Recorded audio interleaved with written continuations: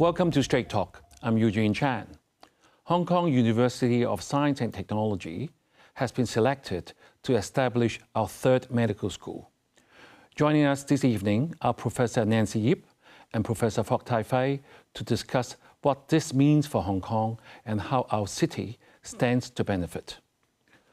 Professor Yip is president of Hong Kong UST and a world-renowned neuroscientist, known for her groundbreaking research in neurodegenerative diseases. Since December 2022, Professor Yip has also served as the deputy from the Hong Kong delegation to the National People's Congress.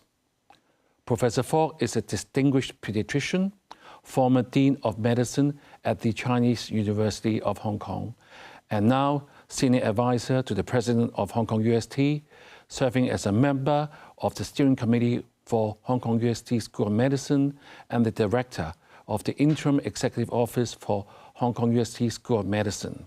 Welcome to the show, both professors. Thank you. Thank you. I think let's start with the president, since she's the one who's running the ship. Firstly, congratulations on being selected to run the third medical school. Maybe you can share with the viewers what motivated you and your team to pursue this establishment of Hong Kong's third medical school? Actually, the idea of establishing a medical school at HKUST has been our aspiration since the founding of the university. But because setting up a medical school is a huge undertaking, it has remained conceptual for 3 decades. And about 3 years ago, we thought the timing was right, because after decades of effort, the university has already established very strong research foundation, and also it has very strong financial, accomplishments. So we felt that the timing was right, and at the same time, because of the aging population, because of the shortage of doctors, and importantly, because of the technological advancements, like AI, it has already transformed all sectors, and medicine is no exception. So it is really time for us to train the next generation of doctors. Doctors who not only have excellent clinical skills, they also embrace technology to provide better patient care. Right. Nancy, Secretary Low of the Bureau said that at a press conference that Hong Kong UST was chosen was because it had a very sharp strategic positioning and a very wide global outlook. I think a very good compliment. So can you elaborate a bit more to us what he meant by that?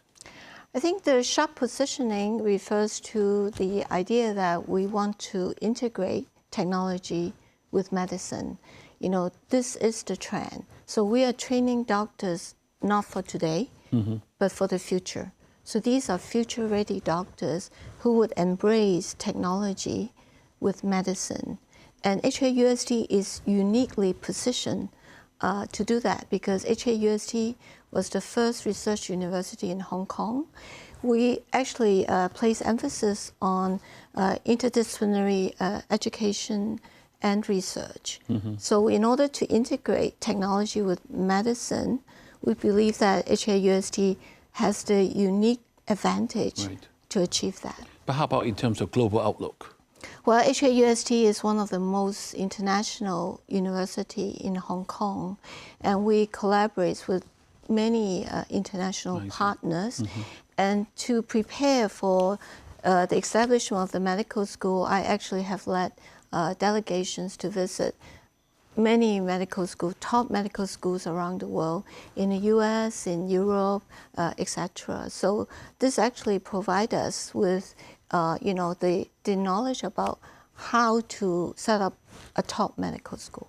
Okay, Professor Fok, now it's your turn.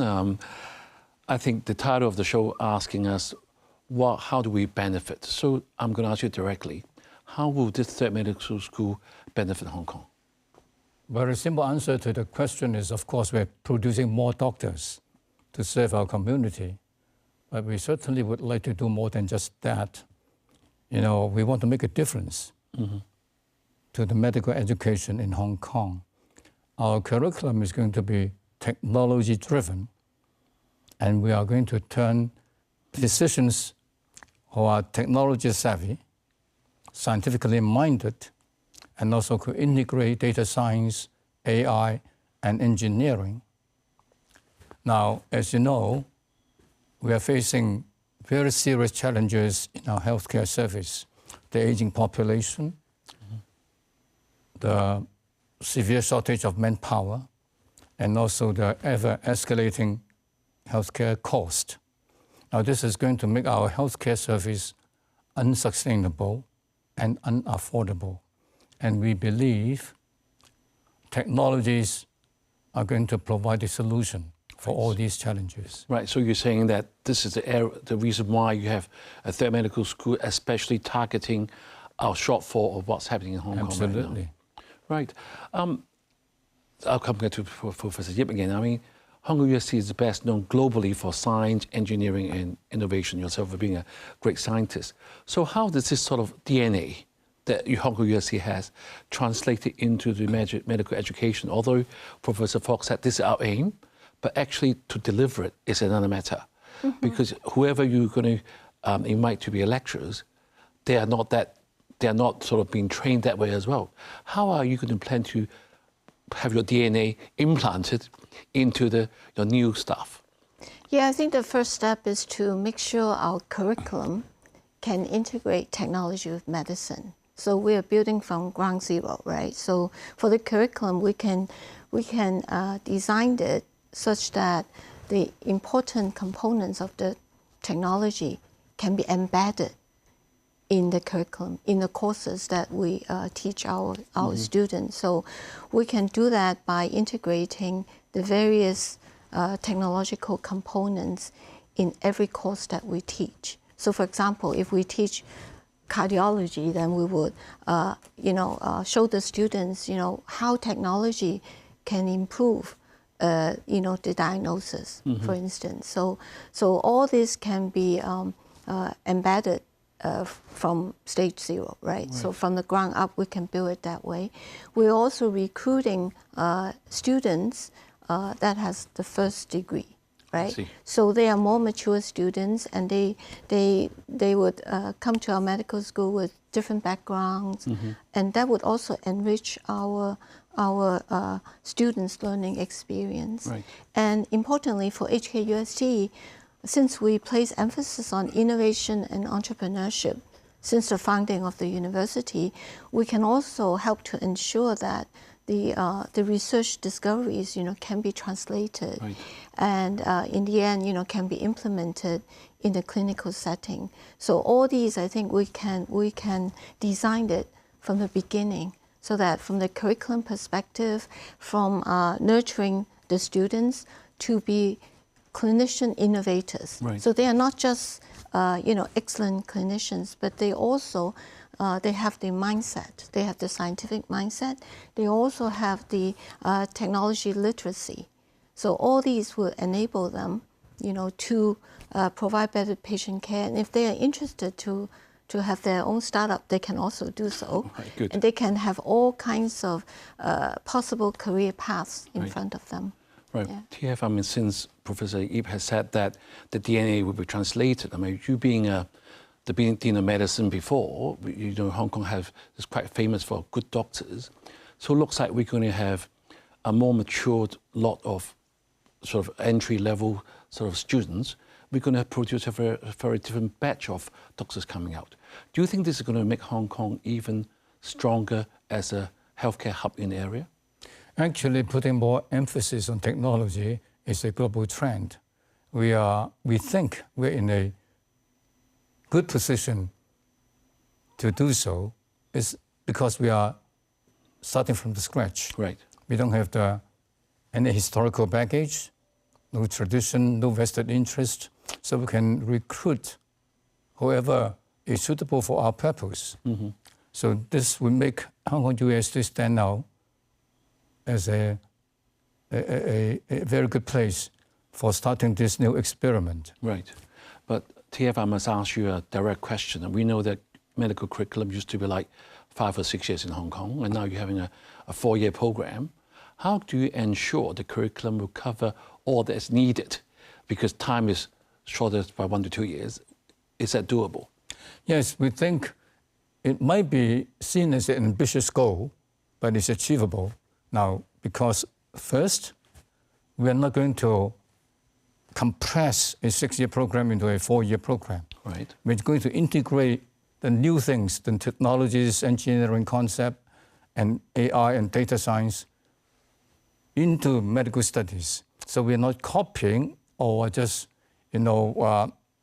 importing from a 6-year program and compress it into a 4-year program. And secondly, you and I have gone through medical studies. We know that there are a lot of things that we learn, or so-called learned, actually are not necessary. Right. No. So we can actually trim off a lot of things if we are good enough and careful enough in redesigning our new curriculum. Right. And we can do that again because we don't have the historical background and we don't have the so-called baggages, isn't it? Baggages. Yeah, and also would like to add that in the U.S. actually the curriculum is also 4 years, right? So they also take in students after they have their first degree, and it's a 4-year curriculum. So what we're doing here in the medical school is the same. Okay. So we have graduate entry, and it's a 4-year curriculum. Right. Thank you for the reassurance. And let's take a short break now, and we'll be back with more Straight Talk.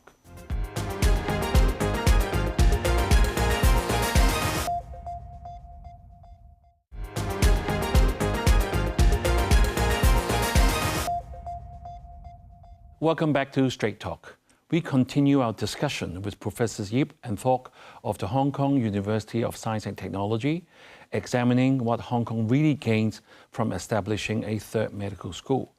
So to both professors, thank you for reassuring the viewers that it's going to be a new curriculum, it's going to be built for Hong Kong's future, and that it won't be compressed and is as good as anywhere in the world. I think that's the point we have made so far.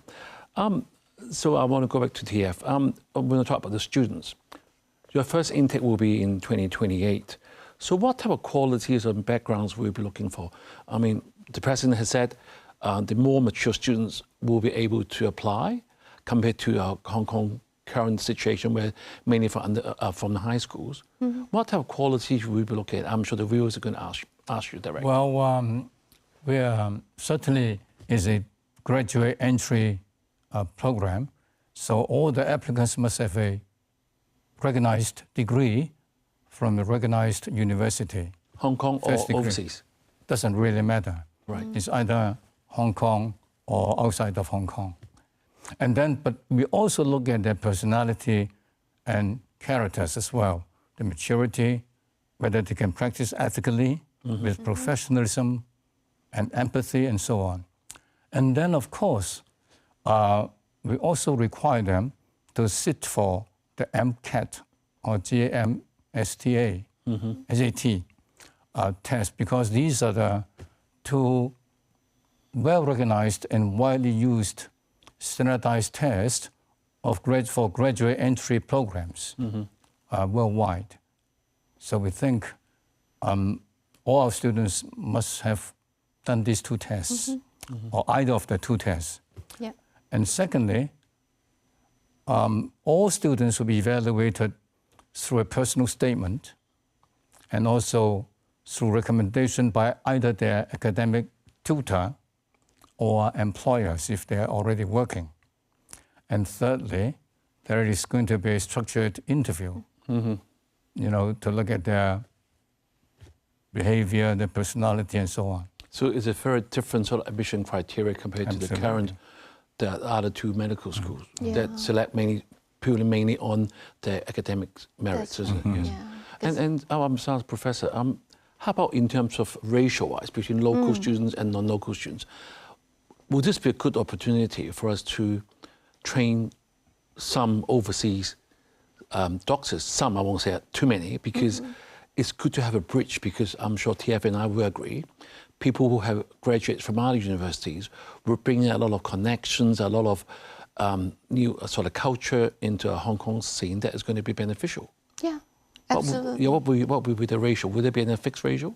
Yeah, so currently there's a cap of 50% non-local students for undergrad admission. So for the medical school, we will follow the same sort of guideline. So we'll be targeting no more than 50% non-local students. Right. And they can come from different countries with different backgrounds. And again, the key is to ensure diversity. Right. But will Hong Kong-based or Hong Kong originate from Hong Kong sort of have any preferences compared to an African or actually American? Do you have that preference? I think both. I think local students, non-local students from different countries, we welcome them to join our medical school, as long as they have the attributes that Professor Falk mentioned earlier. You know, they need to be compassionate. They need to have the attributes of empathy, curiosity, integrity, etc. So, I mean, these are the qualities that we'll be looking for, you know, their commitment, you know, to take care of patients, etc. Right, since we are on that medical school, let's move on to sort of more practical issues. How's the progress of building the school? Is it on time, on the schedule, and any milestones has been sort of been made so far? And are you confident that we can start in 2028, isn't it? Was the first batch? Yes, I think our first cohort will be admitted in 2028. So since the government announced the third medical school will be established by HKUST on November 18th, we had our kickoff meeting with the Health Bureau, Education Development Bureau on December 4th. Right. So at that meeting, we discussed, you know, what are the immediate next steps. So we are working closely with the government, and we have their support, and we are so grateful for that. So the government has the task group, and under that there are 3 working groups, and we are working closely with them to, for example, to look at the curriculum development, faculty development, teaching hospital, also the infrastructure and finance, etc. So all these are ongoing, in progress. And so with the curriculum aspect, we're working closely with the Medical Council of Hong Kong. With faculty recruitment, of course, the most important one is the founding dean. Right. And then with the infrastructure, the interim solution is to build a teaching and learning building for the medical school on our Clearwater Bay campus. That'll be sort of for interim purposes. That's right, for the interim purpose, because in the long term, the permanent site of the medical school will be in Autamei of Northern Metropolis.